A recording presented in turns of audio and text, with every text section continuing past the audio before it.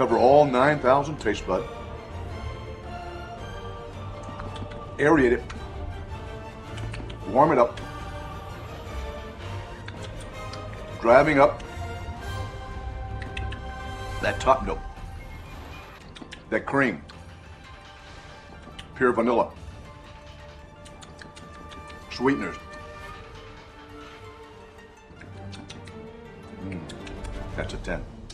Hello, my fellow hunters! What is the most exciting time as a hunter? You're wrong! It's when you might be right. I really didn't give you long enough to reply. I'm really excited about Rise. The most exciting time for me, then, at least, is when we get new monster reveals in the lead up to a new Monster Hunter game or experience. Seeing what will join this already diverse, beautiful, and enigmatic roster is just thrilling.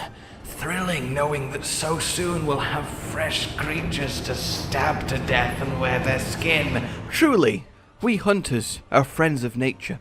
But look, with Rise, I sat down and I was like, you know what? The Rise lot is actually stellar. Like, every single one of them. Normally in a cycle of monster reveals, there's a few that I'm unsure on, a few that I'm not like, I'm not quite a fan of that, a few that make me be like, maybe it's an acquired taste, but with Rise, my least favorite, believe it or not, is Magnamalo of the 9 new monsters, and even then, he's like a solid 7 out of 10 for me. So the fact that every other monster is above that, with 3 of them taking full 10 out of 10s, this is unprecedented. Like, genuinely. Like, I can't get over how much I am in love with every new monster in Rise, to the point where I have to make a video just to tell you that. It's just so cool, you know? And I feel like sometimes us all just getting together and being excited about the thing that we love is one hell of a good time. See, Rise already has 9 new monster reveals. That is a lot for a portable title. It really, really is.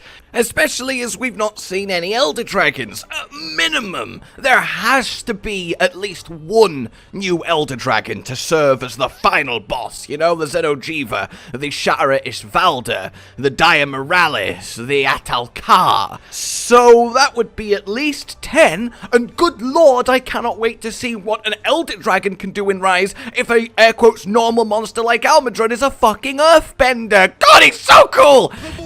Takes issue with that comment. In any case, seriously, Rise has a lot of new monsters. Monster Hunter 4 had, and that was a whole new first game in a new generation. 4 Ultimate only had 2. Generations had 7. Generations Ultimate had 2. Try, if you want to go even further back, had 15, and that was a whole switch to underwater combat with an entirely new category of main monster in Leviathan. World had 19, which is a lot, and, you know, the current record for a new generation, but to say that this is also a 5th gen game, at least 10 new monsters, is really good, especially when the director of Rise has a history of not putting that many new monsters in the games that they are behind. So really, we are being treated, and God, we are. I cannot stress enough how much I love them. The fact that they all have this kind of mythological yokai base as well gives them that extra flavor. The fact that they're so varied. The fact that we're getting new entries into long-forgotten classifications of monsters. The new spider in Rakna, the new bear in Goss, new amphibian in Tetranadon. Agneson might be a bird wyvern, but he looks very much different from the ones we've had before. Same with Bishatton, whose closest would probably be Quechua, who himself was an incredibly unique monster.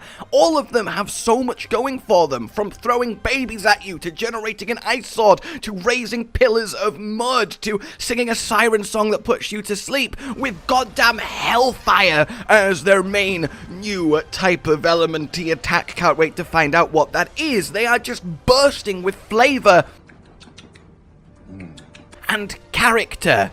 and I can't stress enough how much I am in love with them. I genuinely have never liked an upcoming roster of monsters this much. I've always liked them, of course, but across the board, never this much. And you guys feel the same. I asked you.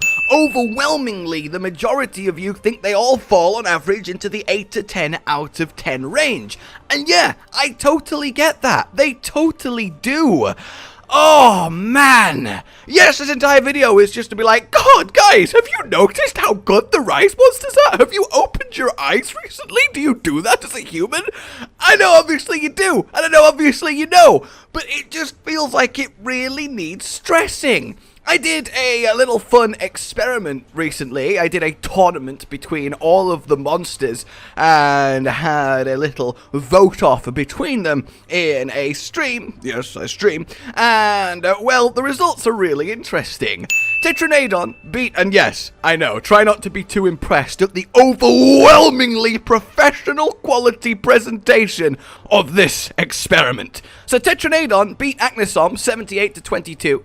Then we had our lovely Rakna beat Almudron 41 to 59, which was fairly close. We had Somnicanth take Bishatten 64 to 36, and we had Goss Harag beat out our flagship Magnamalo 57 to 43. Then we had Almudron just dominate Tetranadon 69% to 31%. And then we had the just utter annihilation of Gossarag's 85% to Somnicamp's 15%. This is all of the vote. I assume that was implied, but just to make sure.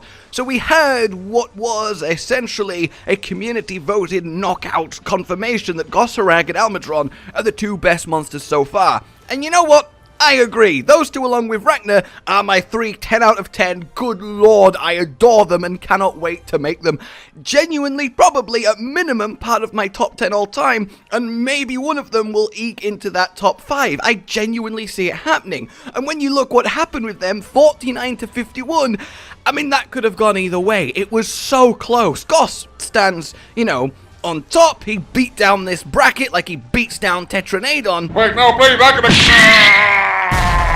but it was still just really fun to see happen. And ultimately, yeah, I just think this monster roster is looking absolutely stellar. Even the updates to the older monsters, looking at stuff like what they're doing with Basarios, giving him this heating rock chest, giving him new ground swimming attacks. It really is simply lovely, and I feel like Rise is shaping up to be, and has the potential to be, the best Monster Hunter game, full stop. And I didn't think anything would dethrone World in that sense until, you know, World 2 or whatever the 6th gen is on a PS5 and such. But no, I think Rise, the more I learn, the more I play, the more I see, I genuinely cannot remember the last time I was this excited for a Monster Hunter game. And considering I've been bouncing off the walls excited for literally all of them since I started playing the series from the very first game on PS2, that is a very big statement to make, but it's one that I feel really confident in making. And in no small part, it is due to this absolutely stellar quality roster of new monsters for us to experience. God, as I said earlier, I can't wait to wear their skin.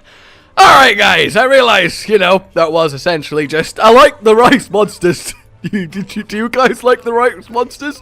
For, you know, 10 minutes or so. But in any case, I still think that is important to just have a hype party sometimes. And I would love to know then what your favorite of the new 9 is. We'll see if we can get a winner in the comments down below too. And I know you might be thinking, wait, did Azuchi just get left out of the brackets? And he did! There's 9 and there's 8 slots, and I was like, Azuchi's not going to beat anyone, right? But, you know, maybe you feel he was a bit hard done to there. In any case, guys, like you've enjoyed this, subscribe for more, and I will see you soon. A goodbye. Josh, Cotton, and Hollow with the videos, dropping the humor like a hammer on your tippy toes, bringing entertainment on a daily arrangement to take our insanity and turn it into entertainment. Yes, I said entertainment twice, to reiterate that it is nice to look into your faces on a mostly daily basis when you let us in your homes to make the whole world a stage. is, goodbye.